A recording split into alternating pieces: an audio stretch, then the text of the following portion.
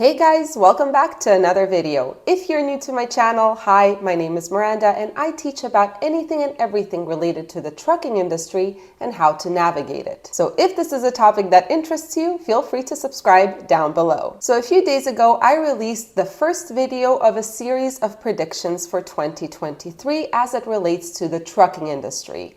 In that video, we looked at spot market rates and what might affect them in the new year. Today, we're going to be focusing on a different part of the industry, and that is truck prices or equipment prices in general. I was actually extremely surprised about how much demand I received for this type of video. Many of you have been asking about what the future holds when it comes to truck and trailer prices, but also you have been asking about what actually got us to the position we're in right now. Now, unfortunately, I do not have a crystal ball. I'm not a psychic, so I can't predict anything with 100% certainty. But what I can do is I can look at the data, the facts, the figures, past trends, analyze all of that, and then come up with a scientific guess. We'll call it that. So let's go ahead and get started. Ready? Let's go. So before we look to the future of truck prices, let's look at the past to understand what shaped the truck market. And we'll start with new truck orders. Back in 2020, when the whole world basically came to a standstill, it of course caused a ton of supply chain issues. One of those issues was the shortage of semiconductor chips needed to build trucks. I actually remember calling a dealership back in 2021, and the gentleman on the phone was so frustrated because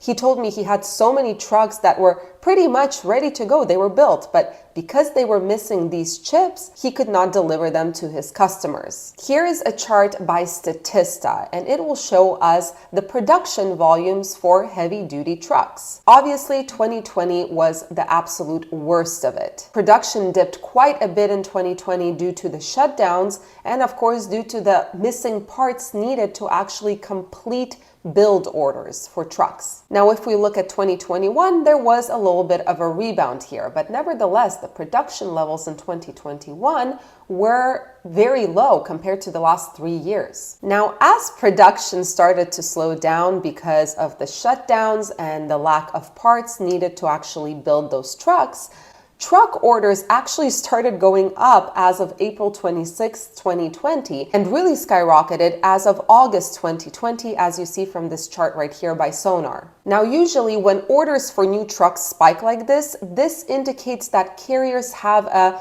bullish view of the market. They expect the market prices to start going up, meaning good times are ahead. But something we also have to remember is that the largest players in terms of new truck orders are those large fleets that are trying to renew their existing trucks. Why? Well, because the older the truck, the more it costs to repair and maintain. And on top of that, older trucks are prone to breakdowns, which means a lot of downtime and not enough money-making time. So these large carriers are constantly looking to renew their fleets to maximize their earning potential. So in the middle of 2020, all through 2021, there was a nice amount of truck orders going on. But because of the inability of factories to produce these trucks fast enough due to the shortages of parts and so on and so forth, we got a nice shortage on our hands. The increasing orders paired with the decreasing amount of trucks produced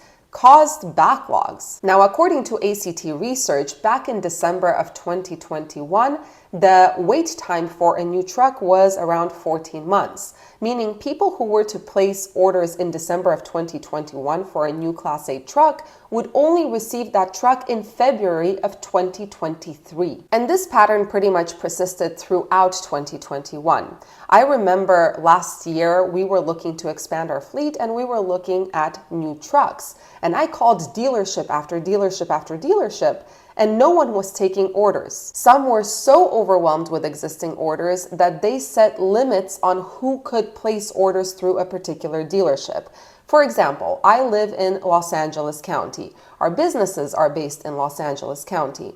Now, I called a Bakersfield dealer in order to place a truck order, and he actually told me that since we are not based out of Bakersfield, he cannot place an order for us because of the issues with getting those orders completed. It was that insane. We were beside ourselves on how to actually get our hands on a new truck. So what happened in the recent past and what is happening now? Well, if you look at this chart by FTR, you will see that the new truck orders, which is the green line on this chart, kind of were stable and then shot up from July all the way to September. And as of September, those new truck orders started declining. You have to understand that there was a lot of pent-up demand for new equipment. Everyone was trying to get ahead of the curve and get their new trucks as soon as possible. But in September, new truck orders started declining for obvious reasons. Carriers now have a more bearish outlook of the freight market. That being said, I do not expect that new truck orders will go down too significantly, even into 2023. And the reason is simple. When you order a new truck, usually you'll have to put down a relatively small down payment to basically hold your spot in the line. But that doesn't mean that once the new trucks are built and ready for delivery, that every carrier who actually placed the order takes possession of the truck. It's kind of a calculated risk here, right? So if the market turns out to be good, we take possession of the truck, we have a new truck that's not going to eat up all of our net income because of maintenance. But if the market is bad, we understand that we're losing that down payment and we do not take possession of the truck. To top it off, larger carriers who are the biggest players when it comes to placing orders for new trucks, they are not as bearish about the future of the market. And that's because they have a ton of customers they work with, they have relationships with a ton of people, and they're basically protected. They have a cushion. And all of these carriers will always turn to the new truck orders in order to renew their fleets because they're always trying to maximize the earning potential of each of their trucks. But now let's take a look at the used truck market. Now for the used truck market, we're going to be looking at a ton of charts from Sandhills Global Inc. But before we do that, let's take a look at what shaped the used truck market. Well, after April 2020, when things started picking up in the freight market, and especially in 2021 when rates were at an all-time high, a ton of new carriers joined the industry. Now, the vast majority of carriers will not be placing orders for new trucks, especially when the wait time for a new truck is 14 months as it was in 2021. They need equipment right now in order to start making money right now, right? So where do they turn? Well, they turn to the used truck market. As a reminder, here is a chart from Sonar showing us the total count of new fleets authorized for hire. And what you will see is there was a huge jump of new carriers from 2021. And this is because people are not idiots. They fully understood that in 2021, it was a time where you could make a ton of money if you got into this industry. And it was pretty easy to get into this industry as well. Now, as more people started entering this industry and buying up those used trucks, supply and demand came into play. On one hand, those large carriers with existing trucks were not getting rid of their existing equipment because they had nothing to replace it with because of the huge backlog for new trucks. On the other hand, we have a ginormous influx of new guys and gals looking to hit the road and start making money. So what is the result? Well, we have the low inventory for used trucks, we have the high demand for used trucks.